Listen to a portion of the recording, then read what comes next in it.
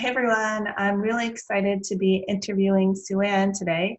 SueAnn has been renting out her home on Airbnb for the past 12 years. So she's definitely been on Airbnb for a while and has a lot of experience. So I wanted to ask her a little bit about how she got into Airbnb, why she's doing it, as well as both of their really great experiences as a host and also one experience with a host that turned out into having to get some police involvement. So I'm really excited to hear about it all. SueAnn currently lives at her house, but she is able to rent out part of it because she's living in basically an in-law unit. SueAnn, thanks again for being on the show today.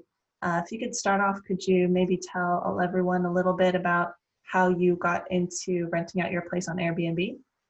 Sure. As you mentioned, it was about 12 years ago when my husband had died and our daughter went off to college, and I had this 4,000 square foot, 3-level home all to myself and certainly didn't need that much space or to clean it. So one morning I was watching one of the news shows and they mentioned this new Airbnb service.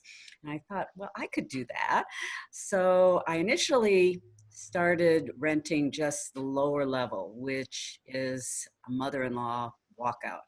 So it's not a basement. It actually has a sliding door. You walk out to a patio. It has 2 bedrooms, a living room, a bath, and an almost full kitchen. It has a full refrigerator, microwave, toaster oven, convection oven, hot plates, George Foreman grill that I never use. But so it's very comfortable for a guest.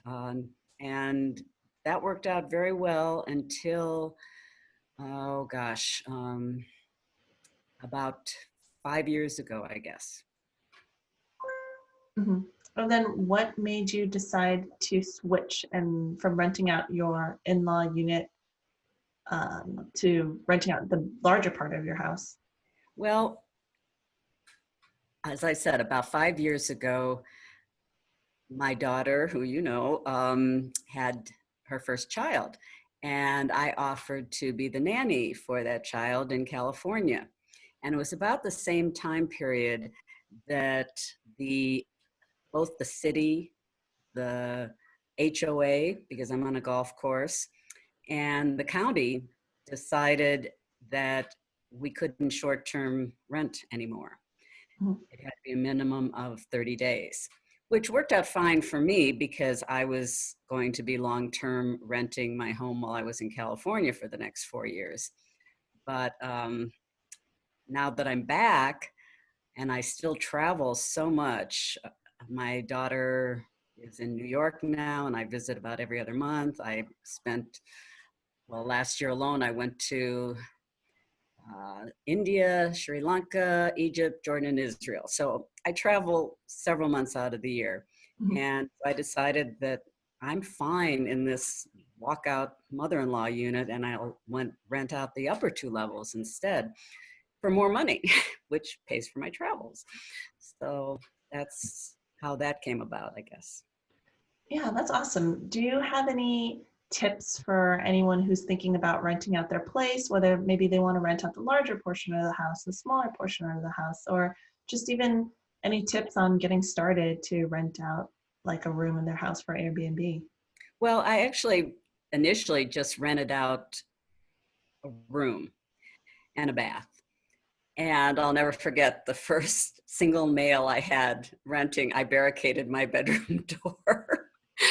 I've quickly got over that fear because everyone is vetted, both hosts and guests, and they have reviews and pictures and IDs and everything. So I became more comfortable and have had relatively few issues, mostly good experiences.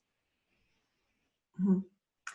And what are some of the good experiences you might be able to share with the listeners? Like, what are some guests you've had that you've really enjoyed having them over at your house?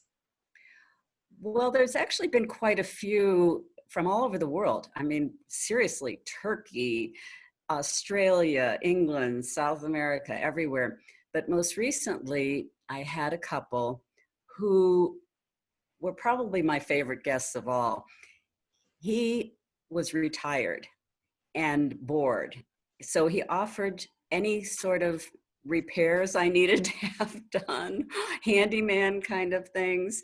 And he literally, I had just replaced the king size bed in the master bedroom, but nobody wants a used mattress.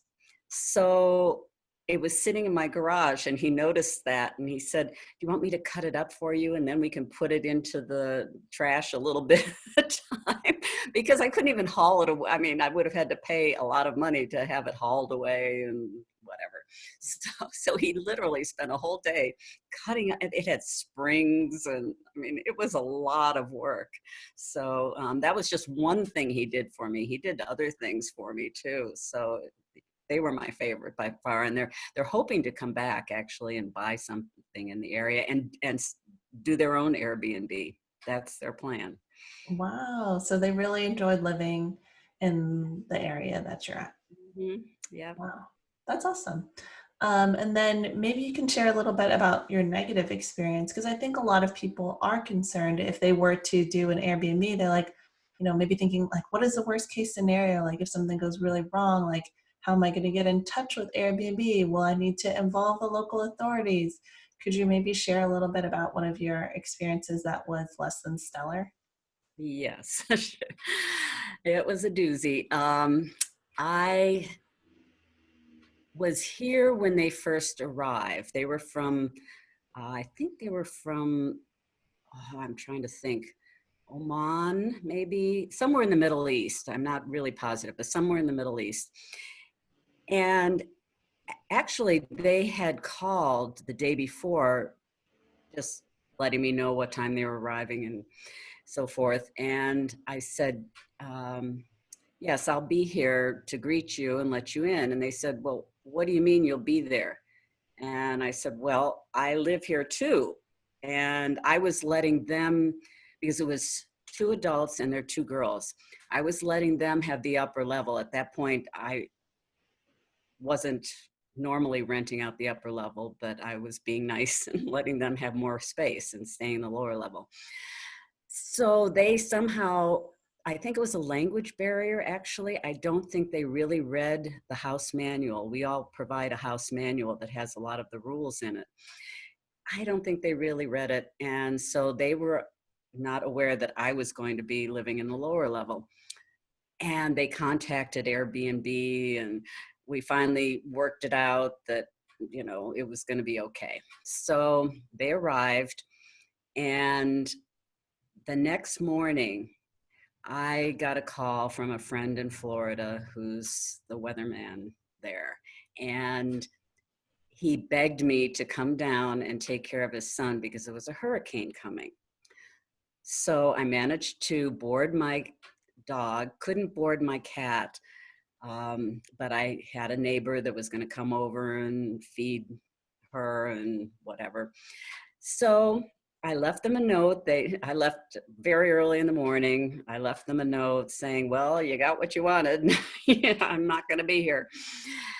Well, they were supposed to be here for about 3 weeks, I think. And this was, I'm trying to think when it was, maybe 7, 8 years ago.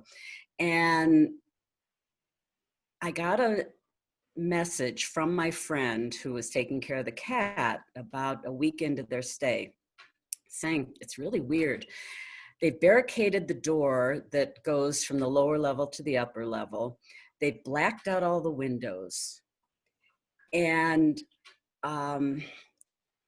they've got like a truck in the driveway, and things are going in and out. And I'm like, okay. So I contacted Airbnb. Airbnb tried to contact them. They didn't respond. So Airbnb told me to call the police. I'm like, oh, really? Okay. I didn't. I figured, oh, I'll be back in a little bit. My friend's keeping an eye on the place. How bad can it be? Um, but somebody, my friend claims it wasn't her, somebody in the neighborhood did call the police. And the police, because it was that week was the 10th anniversary of 9/11, and these were Middle Easterners. Oh, I almost forgot. My friend heard power tools in the middle of the night because she lives nearby, like at midnight, 2 in the morning, power tools coming from my house. So the FBI ended up being called because it was the 10th anniversary of 9/11. And I guess the neighbors thought they were building bombs in my house or something. That's what the FBI said anyway. So the FBI interviewed all my neighbors and my Airbnb guests. Turns out they were Muslim. The blacked out windows were because of their two daughters are not supposed to be seen by anybody outside the family. That's why the windows were blacked out. They were testing out the power tools to take back to Oman or wherever they were from. So it all checked out in the end. But when I arrived home, they had left every stitch of clothing, including their shoes, their underwear, their pajamas, everything, in probably 3 dozen garbage bags. They had ironed on my grandmother's antique desk, even though I have an ironing board. Somehow they had put a towel down and ironed so the towel was stuck to the wood of the antique desk. I could go on and on the way they left the place. It was just an unmitigated disaster on various levels. But the FBI, that was that was the kicker. So that was my worst experience. Unfortunately, it was only one in 12 years, and it all turned out, not to be building bombs in my house at least. Wow. And did Airbnb have a good response with this whole situation? Yes, they reimbursed me for my grandmother's desk and all the other things. They must have let the children just have sprinkles throughout the house because sprinkles were embedded in my carpet. I mean, who does that? But anyway, so Airbnb, I have to commend them on their reimbursement procedures. Mhm. And that was about 7 to 8 years ago at this point, you said? Yeah, it was whenever the 10th anniversary was, so it would have been 2011. So 9 years ago. I'm sorry, it was 9 years ago. Hmm. Okay, yeah. Wow, that's been quite a while. And no major negative experiences since then? Nope, nope, it's all been good. I mean, some are better than others. I had about 6 guys here for 3 months this past winter. They were tree trimmers. They come from Minnesota every year. The good part of that was that they trimmed all my trees for me. The bad part of it was they were very loud and rowdy. So it's a mixed blessing sometimes. Mhm. And you mentioned that it's kind of changed a little bit over the years when we talked a little bit beforehand. How has your experience renting out on Airbnb changed throughout the years since you've been such an early adopter into hosting and now there's a lot more different regulations and things in place? How has the change been for you? So it's been manageable. I thought when a few years ago, as I mentioned, when they limited me and everyone else in the area to a minimum of 30 days rental, I thought that was going to kill my business. But it's actually turned out better. I don't have to clean as often. I make sure they understand in the house manual that I will get them started with everything they need: toilet paper, cleaning supplies, vacuum, whatever. But then they are expected to keep up themselves. So it's less work for me and more money. So no complaints. We have had to pay an occupancy tax. The hotels started complaining about us not having to pay the same kind of taxes that they do, which I understand, and so I'm fine with it. And we do pay taxes when we file our income taxes, both state and federal. But otherwise, the changes for me anyway have been good. I do have friends who had bought some properties in the hopes of doing Airbnb with them. Another thing that the local government has done, I don't think this is as pervasive elsewhere, but it has to be owner occupied. So these people really suffered because they bought these places in the hopes of renting them through Airbnb, and now they're not allowed to. So that was probably the biggest change. But as I said, it didn't really affect me. Hmm. Because you also occupy the same house that you're renting out, so it hasn't affected Right. you as much. Right.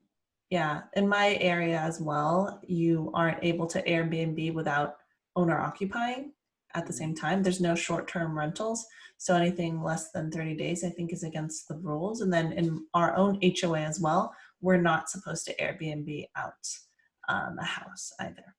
So, kind of just touching and wrapping up a little bit about the finances. Has it been financially positive for you to be on Airbnb?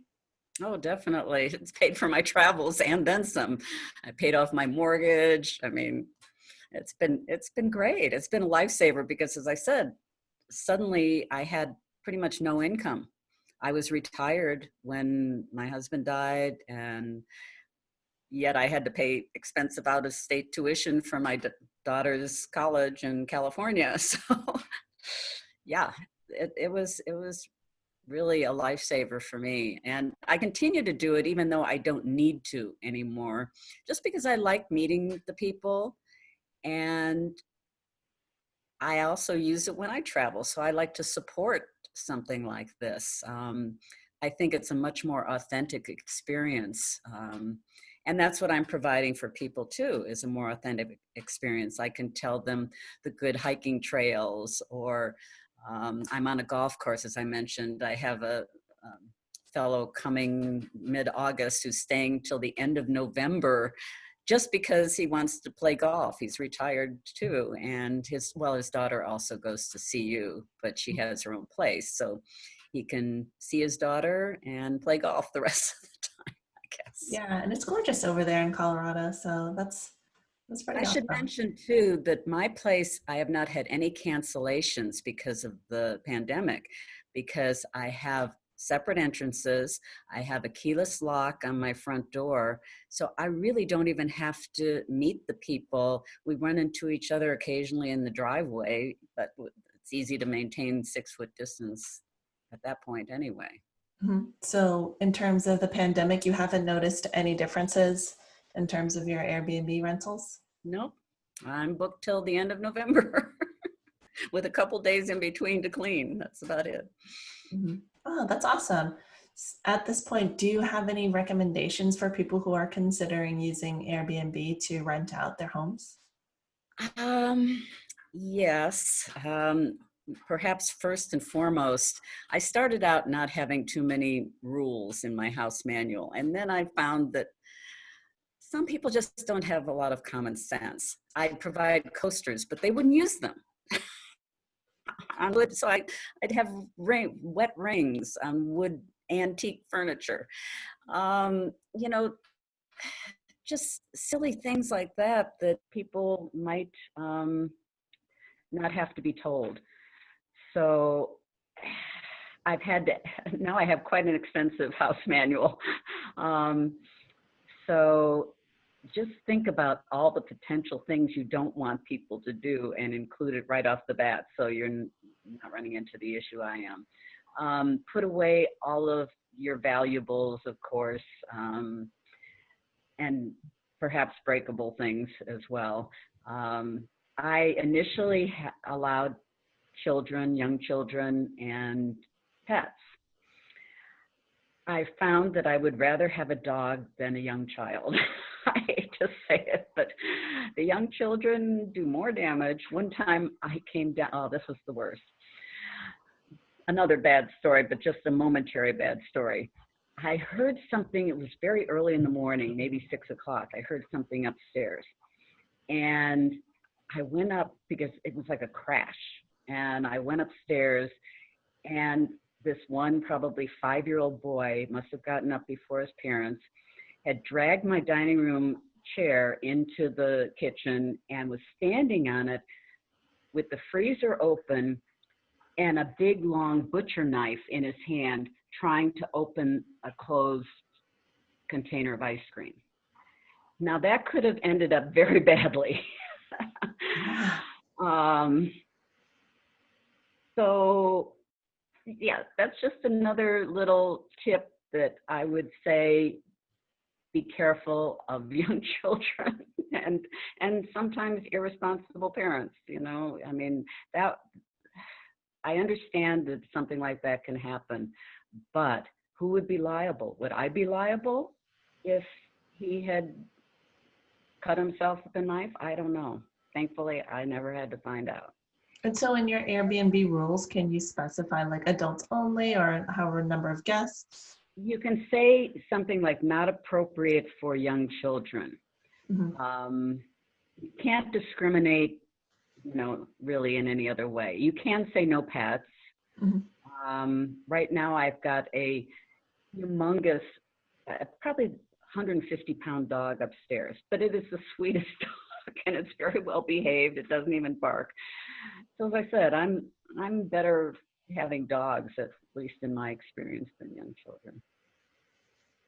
Gotcha. Well, thank you. Thanks so much for sharing your experience as an Airbnb host. You have a wealth of knowledge about so many different things, and it's pretty rare, I think, for me to see people who are older feel comfortable using technology, renting out their places on Airbnb, and using Airbnb themselves as like a solo traveler as well. So thanks again for sharing your experience. If you found this video helpful, please hit that like button down there and subscribe to see more videos in the future.